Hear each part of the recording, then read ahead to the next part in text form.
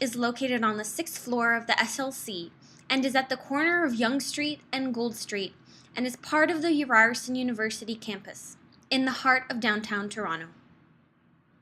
Beach is designed to provide students with a relaxing space meant for unwinding, group gatherings, and taking a moment away from the high-density urban setting that surrounds it. The building is a south exposure construction, and the 6th floor, Beach, receives the most amount of sunlight. It has floor-to-ceiling glass windows which will allow the light to shine in and create a warm atmosphere throughout the day.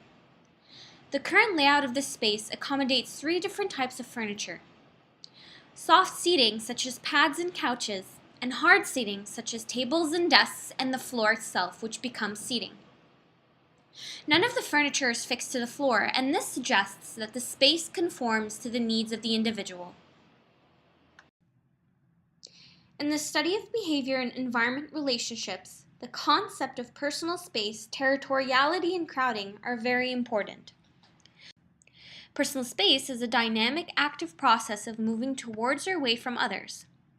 While some people might feel to be more protected when they are closer together, others might prefer to move away.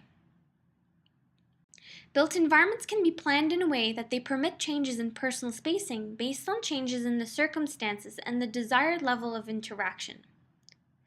The Beach allows for this flexibility in personal spacing, considering its floor plan arrangement. Also, since the Beach is a large open space, users need less personal space in general. The space brings people together and encourages interaction. Another factor of privacy is territory, which is visible in contrast to personal space. The Beach is considered a public territory based on its degree of permanency, of ownership, and degree of control that occupants have over the use of the place.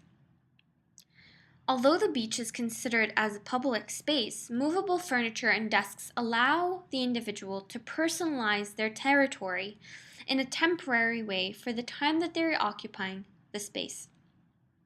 In addition, users make use of colorful furniture to create barriers in the Beach and to create their own personal territories.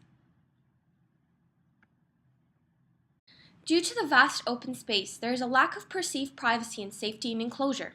Although territories are respected because seating is not fixed and people are free to sit at whatever proximity they feel comfortable from one another, the vast overhead openness leaves the individuals feeling constantly vulnerable. Dropped ceiling elements can help create moments of shelter and perceived privacy. These elements could act as congregation points and would suggest placemaking and a built privacy barrier that does not restrict vision or physical access. This would create a more comfortable and private experience within the already crowded lounge space in urban setting. Another important factor is to consider the type of furniture, which have a huge impact on the atmosphere of a space.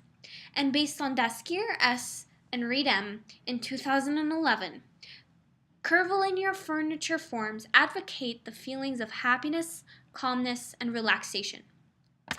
Curvilinear furniture could have helped in creating a beach-style feeling, which is considered a relaxing sensation. However, the current style of furniture at the Beach is very rectilinear and does not follow the principles of Dasquier S. and Reed M. Curvilinear forms suggest, and these forms could have concentration and improvement in attention in this lounge and study space. On the same hand, one of the design developments could be changing the forms of the furniture. The current fixed seating running throughout the space does not facilitate a comfortable and relaxing stay. The Beach's floor is considered a lounge space, and the informal floor seating suggests a relaxing and lengthy stay. The staggered floor platforms are at right angles to the floor and too rigid to sit up against for extended periods of time. Although mats and floor pads are provided, there is simply not enough to accommodate the users, and so it would be more efficient to have the floor itself become a more ergonomic wave. By making the rectilinear and right-angled seating a more curvilinear and ergonomic in its form, the steps then conform to the body and facilitate a more comfortable experience, thus allowing the space to serve its truest purpose as a comfortable, spontaneous, and relaxing lounge.